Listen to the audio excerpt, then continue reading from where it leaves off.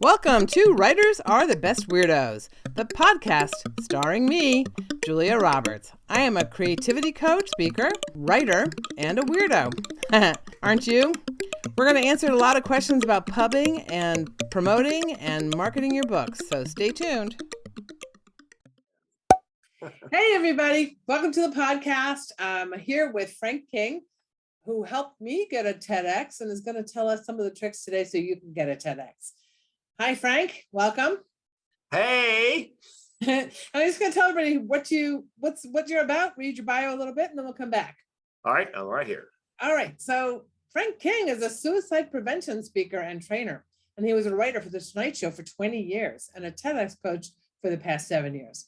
He's fought a lifetime battle with major depressive disorder and chronic suicidality, turning that long, dark journey of the soul into 6 TEDx talks and mental health awareness speaking career with associations, corporations, and colleges, which is a wow.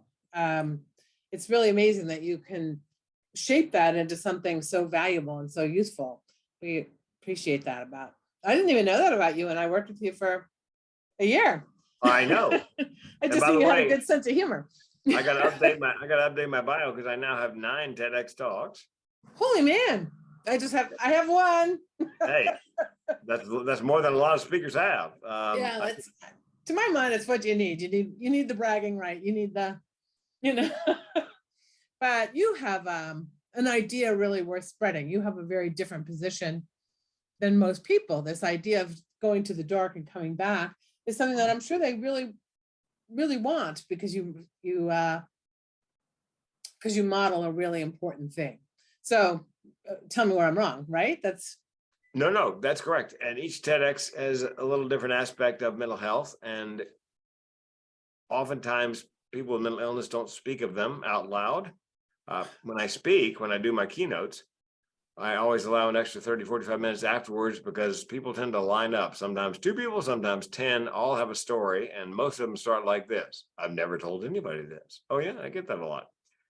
Wow. So my job really is to come in and start the conversation, break the silence, perhaps break the stigma, give them permission to give voice to their feelings and experiences. So I feel like almost like George Bailey in It's a Wonderful Life. I'm showing what their lives might be like if I weren't there, simply to start the conversation. Yeah.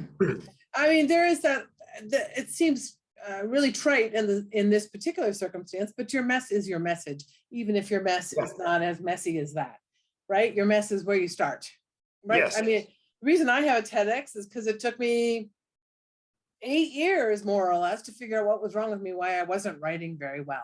And I don't even mean craft. I just mean overcoming the stigma, overcoming the resistance, overcoming the problems. And that it took me coach training, creativity coach training, and finally a master's in science. And so I felt like, well, I really got something here. Gotta bring that out to the world. So, that is that kind of missionary feeling that TED's looking for, in essence. Does that seem true? Yes. One of the things that they look for is passion. It's hard to be inspiring if you're not inspired. Yeah. Speaking of writing, there's a book called Talk Like TED by Carmine Gallo, Gallo. He watched, 500 TEDx talks, and he boiled it down. He believes there are 9 things in every great TED or TEDx. 1 is passion, number 1. Humor, surprise to the audience, and 6 things I can never remember. But so what was the 3rd thing, though? Surprising the audience? Yeah, okay. Yes. In my first TEDx, I have my grandmother's suicide note. And so I put it up on the screen in PowerPoint. Now it's a dark theater, 300 people, and they think either they're going to read it or I'm going to read it to them. And a friend of mine who lives with depression, a voiceover actress in LA, voiced it for me. So from the darkness, you hear this: "My dear children, I am so sorry to leave you, but it can't be helped." A woman speaking from the grave. Wow. You can hear the goosebumps pop. Yeah. Yeah. So that's a dramatic moment, surprise, and aha moment for the audience. Okay. Yeah, that is dramatic. So what would someone do if they wanted to do a TEDx? How would they get started? What's the method, or what's the... Well, let me give you break it down. Let me give you 6 things you can do to kill your chances of landing a TEDx. You ready? 1 is too much. In other words, too many ideas. A TEDx one idea worth spreading. One. Mhm. The benefit of professional speakers that I coach doing a TEDx is it forces them to pick a lane, pick a topic, Mhm. become the expert or thought leader in that topic. There was a time when people would hire meeting planners, would hire a generalist, Jacqueline of all trades, had half a dozen keynotes. Nowadays, they seem to want the person who's the expert or the thought leader. So TEDx forces you to one idea. Start with that Mhm. one. An idea you need to be passionate about. Two, too much about the idea. They don't want a thesis. They Mhm. want generally a 1 to 3 sentence summary, a 10 to 15 word elevator pitch. They want a paragraph on why you're the person to deliver it, a paragraph on why anybody would care. Mhm. So they figure if you can sum up your idea in 3 sentences, you can do it in 18 minutes, which is the Not maximum. even though. I think mine's 9. I don't think Yeah. they let you go 18 very often anymore. No, they don't. Mhm. I would say the average now is 15. Some Mhm. 7, 8, 9, 10. And Yeah, by I the way, think mine had to be under 10, and it's like 9:30, you know? not a girl. Yeah, you can negotiate. One of my clients was given 7. He negotiated for 10 and he ended up doing 12. It was a live event and they didn't object. After, Uh-huh. Oh after my some, God, if you got the hook at a live event, it would be horrifying. But yeah, that actually cut the mic off. The Mhm. Yeah, but the maximum is 18. If you go past 18, let's say you're given 18, you go past 18, they're going to start editing and you don't want them editing, because you want, They're heavy-handed, yeah. yeah, you want to edit yourself. So Mhm. number 1 is too many ideas. Number 2 is too much about one idea. What we're trying to Mhm. do here is a lot of people tell you what you should do to get a TEDx. What I'm trying to help you avoid is Yeah. getting thrown in the no pile, because if I'm on the committee to select and I've got 200 applications to go through, I'm not looking for a reason to give you an audition. I'm looking for the first reason I can find to throw you in the no pile and go to the next one. Sure. It's So very much like that's the publishing advice. Stay out of the no pile. Don't give them stay out of the no anything pile. to, yeah, yeah. Don't give them Mhm. any reason to dismiss you out of hand. Mhm. Number 3 is lack of creativity. Again, think about this. If I'm on the selection committee and I've got 100 or 200 applications to go through, unless your title, subtitle, 10 to 15 word elevator pitch, 3-sentence summary grabs me, then I'm going on to the next application. It needs to pique their curiosity. It needs to make them want to read on. And we want to get them. Mhm. And to that end, I suggest if they ask for title and subtitle, the Yeah, title is yeah. a couple of words that you know what they mean in English, but you have no idea what the person's getting at, forces them to read the subtitle, which Mhm. explains it. Maybe if they read that, they'll read the 3-sentence summary and then why you're the person. So you're I'm trying gonna to, say, so when you gave me that advice, we ended up with it's not just mojo. And it's like, oh, what does she mean? So the surprising science of creativity.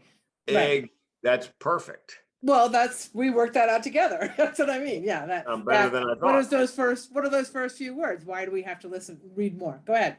Yes. And because a TEDx application is simply, I believe, a marketing pitch to the selection committee. And I've had people say, I don't want to call my TEDx that. You don't have to call your TEDx that. This is Mhm. simply a pitch. You'll probably call it something different when it goes up on YouTube. Or they'll rename it. Or they'll rename it, yes, which I just shudder to think. But yes, they will. And they have the right to do it. So lack of creativity. I've had 2 TEDx's where my title and subtitle was so good, they did not make me audition. They just said, you're on. The first one Okay. was Suicide, the Secret of My Success, which is counterintuitive. Dead Man Talking, which is a play on Dead Dead Man man Walking. walking. Yep. Mhm. And they said, no, you don't have to audition, you're on. And the second Mhm. one, my personal favorite, Mental Health and the Orgasm, Treat Your Depression Single-Handedly. And they said, no, you don't have to audition, you're doing it up here. So that told me that the creativity is the first hurdle. Getting their Mhm. attention, through all the clutter of a couple hundred applications. So some of them, Seattle apparently gets 500 applications every year. Mhm. So you need to be creative. Number 4 is hire the right TEDx coach. And I'm not saying you have to hire me, but I would hire somebody who is creative, somebody who can Mhm. help the big company, the biggest one in the States that coaches TEDx. I don't think they have anybody on staff who's particularly creative. A friend of mine, unfortunately, I met her after she signed up for their coaching. She applied 80 times and got Mm. no auditions, anything. And I said, Wow. call me crying. I said, look, Amy, let me take a look at the application. And all the grammar was correct. The I's were dotted, the T's were crossed. It just didn't sing. Right. And I said, can I monkey with this? She goes, yeah. So I She's like, please. yeah, I put my comedic touch on it. And within 5 applications, she got TEDx Beacon Street, Boston. That told me again that you got to get their attention with whatever goes in those first boxes on the application. Yeah, I agree with you 100%. It's got to be something that's really catchy. And then it can be deep or real. Yeah. Yes. And again, you don't have to title that when you put it up on YouTube. I had a guy who was the #1 doctor for the military in Canada. And he was he wanted to do a TEDx destigmatizing psilocybin, which is the psychoactive ingredient in magic mushrooms. And so I pitched him on a title, and the title had in it magic mushrooms. And he goes, I don't want to use slang in my title. And I said, no. I said, I ran psilocybin by 6 people, and they stared at me like a pig at a wristwatch. And then I said magic. I said magic mushrooms, and they're, oh, okay. I said, you don't have to call it this. This is just ultimately. Yeah. Although the committee could end up insisting on it for the same reason that you did, because they want people to click on it. They individual, do they call them committees? Like, yes, curation team is actually the official name. So they want theirs to sing. They don't want theirs to be sleepy while Boston's doing well or Seattle's doing better. You know, they themselves want theirs to pop and sing. And last, people make a mistake of not applying enough. I have a number of clients. Yeah, I applied for 2 or 3 around here and didn't get any and gave up. Well, I've got a client I talked to today who's applied 61 times. He's gotten 2 auditions, hadn't gotten over the hump yet, but 60, he started a spreadsheet. He realized he needed a spreadsheet to keep track. Yeah, I did too. Yeah. So it's a bit of a people, they prefer to hire locally. They prefer to have local talent. It's sort of part of their mission to. Some do, some don't care. Some would prefer, like TEDx Bayonne said, what's your connection to Bayonne? It didn't say you had to have a connection. Exactly, right. But I imagine they give preference to people who have a connection to Bayonne. Because what part of the TED mission is that the community rises up to help with these ideas. Yeah, all volunteer. Influence each other. Yeah, all volunteer, absolutely. And your audience should know that the bad news is TED doesn't pay anything. You have to get yourself there and bring yourself home and put yourself up. That's the bad. Good news is you don't pay them. I bet people think that you get paid for TEDx. Yeah. What do you think? I guess I never thought it was I never thought it was a paid gig, but I bet people do now that you mention it. Yeah. And they often refuse to do it. I said, look, the pay is not in dollars. The pay is in the thumbnail on your homepage, on your website with the big red letters behind you. It's the slices of your TEDx in your sizzle reel. Now, here's something a lot of people don't know. If you do a TEDx, Big Ted has 3 choices. Post it on the channel for the that particular TEDx event, TEDx Nashville, whatever. They can post it with an editorial note. They disagree with something you said, and they want the person going to watch it to know what they disagreed with. And finally, they can say, we're not posting it. Yep. And I learned that the hard way. My 5th talk, they refused to post, as they did my 6th, 7th, 8th, and I suspect my 9th won't be posted either. Why? Well, because I'm like a card counter at the blackjack table in Vegas. It's not illegal, but it's frowned upon for somebody to have 9 TEDx dogs.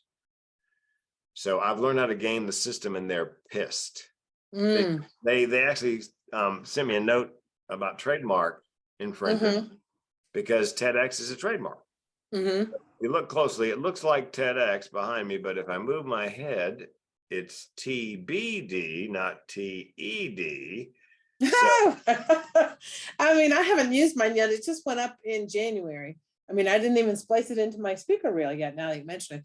But part of that is because they put an editorial note on it and said that they didn't see the basis in science consider it my personal opinion. And I'm just like, I wish I sit home and have all of this insight into human psychology. You know what I mean?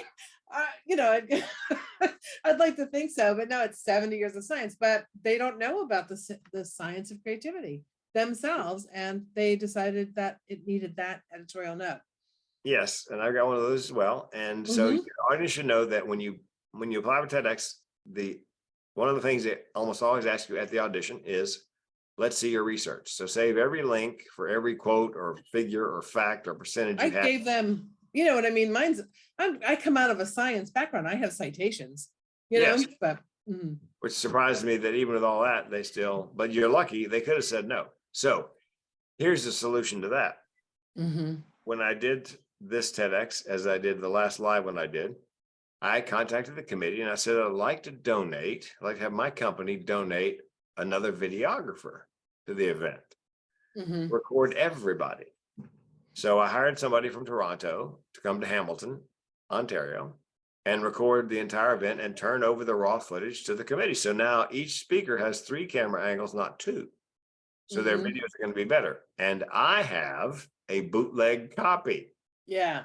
I can't put it on YouTube, but I can put it on Vimeo, and I can't slice and dice it for promotional purposes. If they don't use it, you can put it on YouTube. That's what I was told. Oh, really?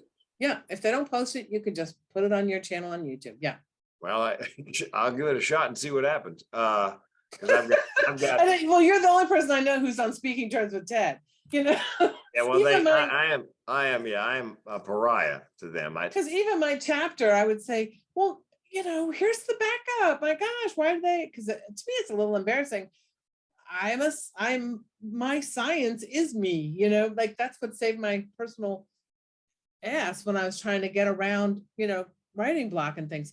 So the podcast will be back in less than a minute. Hey, writers. Are your creative juices running low?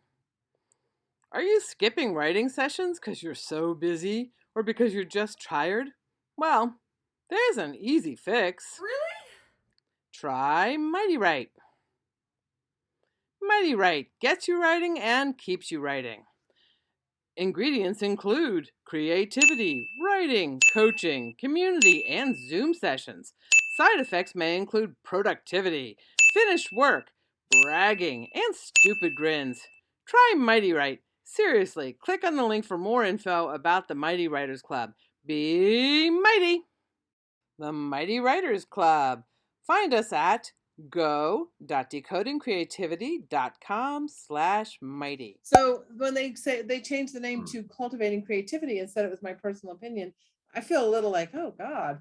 But on the one hand, on the other hand, it's a TEDx and it is exactly what I wanted to say. I do really stand behind the message, right? And they posted it. So posted it. Be aware if you can't afford it. It usually costs you. But I had to film that myself because it was Salon. Yeah. So I have the copy if they do. Yeah, but I was told, quite frankly, I could use it if. Oh, you know what they told me? I remember now, Frank. They said do it in 2 different outfits so that you can use the other outfit shooting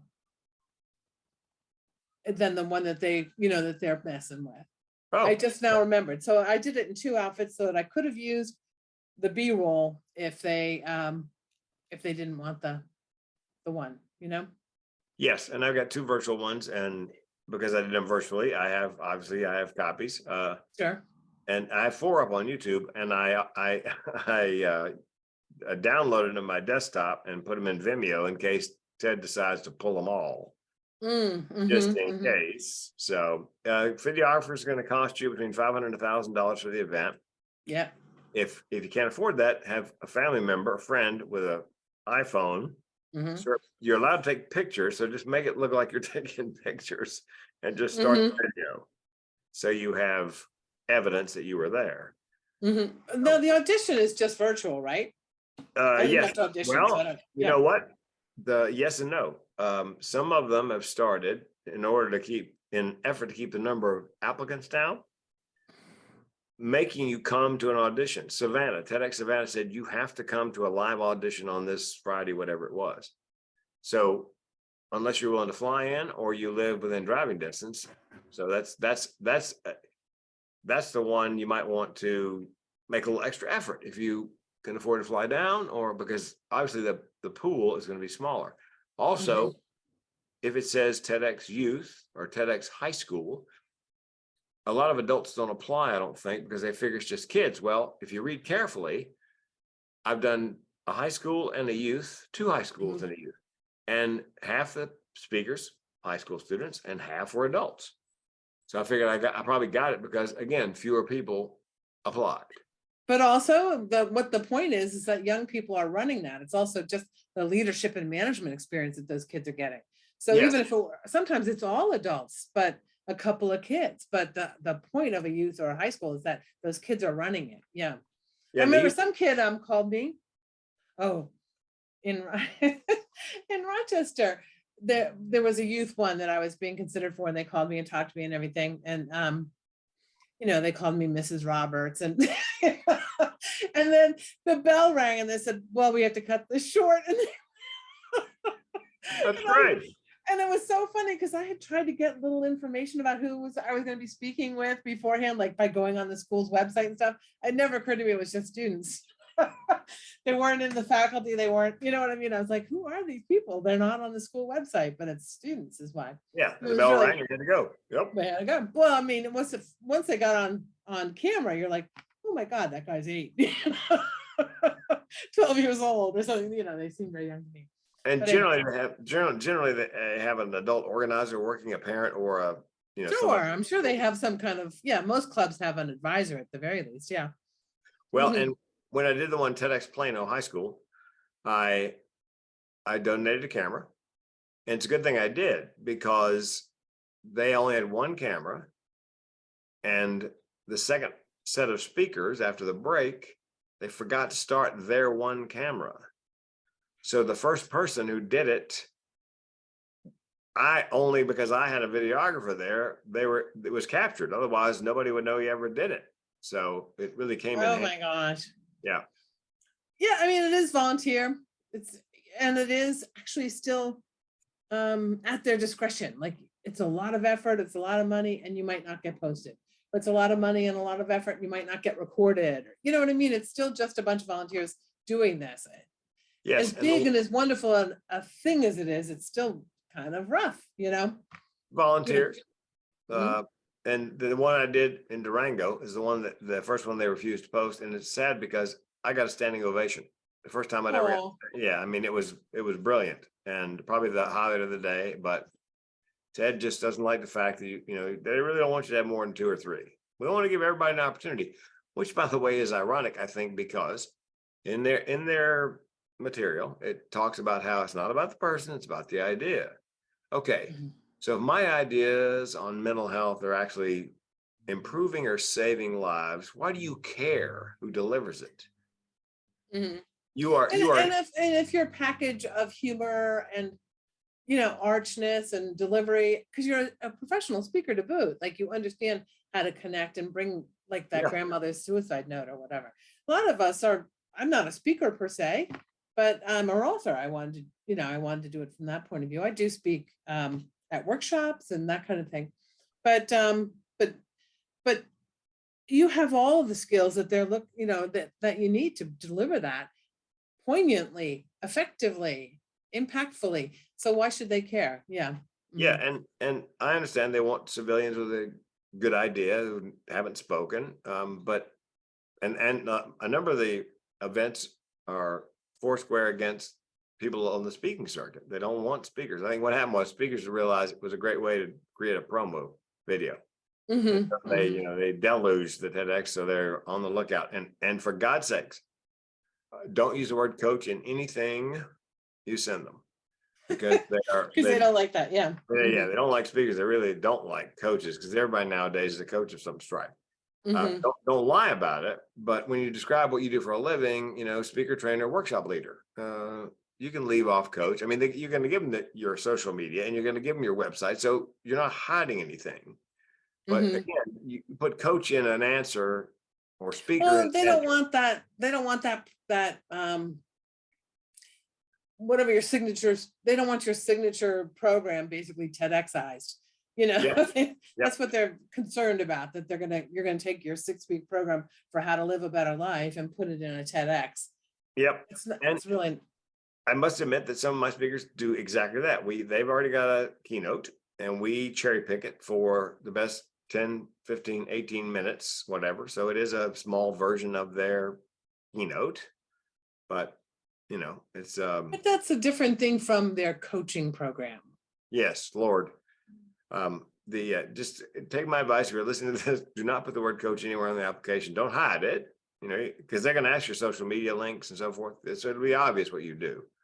I mean, I've got 9 of them and I put my websites in there and, I put comedian and speaker, make the speaker the second word, but don't hide it. So, and each one, thank God, is run independently. So Right. TED doesn't decide who gets on stage. TEDx does. TED So far, decides who gets published. yes. So far, they haven't sent all the TEDx events a memo, screw Frank King. I'm waiting. I'm waiting. So why do another one then? Because you're just reaching an audience, or? Well, each one helps build my brand of the mental health comedian. And honestly, when you're selecting a TEDx coach, and and a guy's got 9 of them, you figure he must have some insight. I mean, I imagine what I've started doing actually, because I don't want to compete with my clients for slots in the TEDx speaker category. About half of them have spots for performers. So the one I just did in Ontario was I as a comedian, I submitted as a comic. I tied the comedy to their theme. And so the first part of his comedy, I tied it to the theme in the middle, and then I closed strong with a really popular comedy bit. So if you're a performer, and there was a musician there, a woman played cello, a guy played like piano, it's not like there was one more performer. So they have performer slots. So now I'm just submitting as a performer.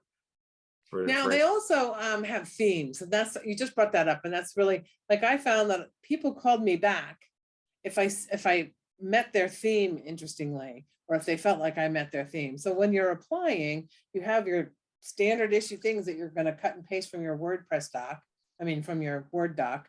Yep. And then there's, then you see that the theme is accountability, and you go, oh, here's how my thing smashes with accountability. And it takes a little thinking to figure that out.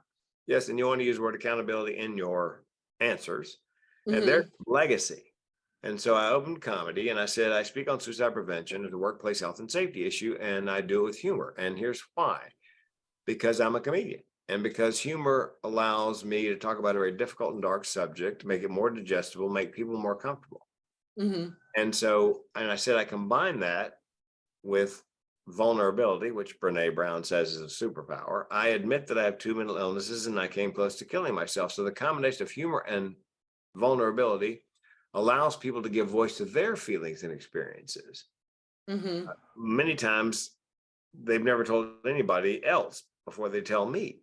So I feel like maybe I've steered them just far enough off that path to suicide that they'll live a long and happy life. And I said, I believe is my living legacy, is people are here today who might not be, had I not spoken. So that's how I tied it to legacy.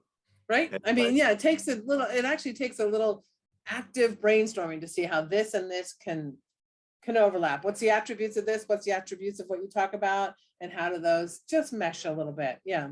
And sometimes they don't, but they usually make the theme broad enough that you can, I can't remember them. Change. There was things very COVID oriented. Was that a cat? That was one of the nine rescue cats. I look down, I look up, and there's just a tail. Yes. Audition. They're going to ask you about your resources and your citations and your footnotes, essentially. They're also going to ask you, okay, great idea. Now, what are you going to teach the audience? That's what they're concerned with. We'll give them 3 to 5. And for my clients, we make up a sheet, 3 to 5 bullet points, learning objectives. After they hear you speak, they'll be able to. When they hear you speak, they'll learn how to. And then here's 3 action items, because they're going to ask you about learning objectives and action items. And so I'll have those prepared before the audition. And they I don't think I was asked that. Well, I had just had 2 auditions, and then the salon TED they did an audition for. But anyway, go ahead. So, Mhm. I mean, those are frequently asked questions. A curveball I got last time was when I applied as a speaker. Well, tell us something else you're passionate about. Fortunately, just mentioned I have 9 rescue cats, so my wife and I rescue animals. So, Mhm. so don't be surprised if they have a curveball question that you hadn't, just be on your toes. Mhm. And Well, also, just be also present. If you're present instead of being nervous and pulled up in your head, that's not a Yep. hard answer. We all have a couple of things, you know. Yep. Mhm. Right. Also, they'll ask you on the application, can you be at a meeting in Lincoln, Nebraska on the 15th of March? And I always check yes, yes, yes, Mhm. because almost always the meeting can be attended on Zoom. Now, Mhm. Savannah was a different story. They specifically said you got to be there live to audition. And I've seen Mhm. that there was another one similar to that, and I think that's a trend.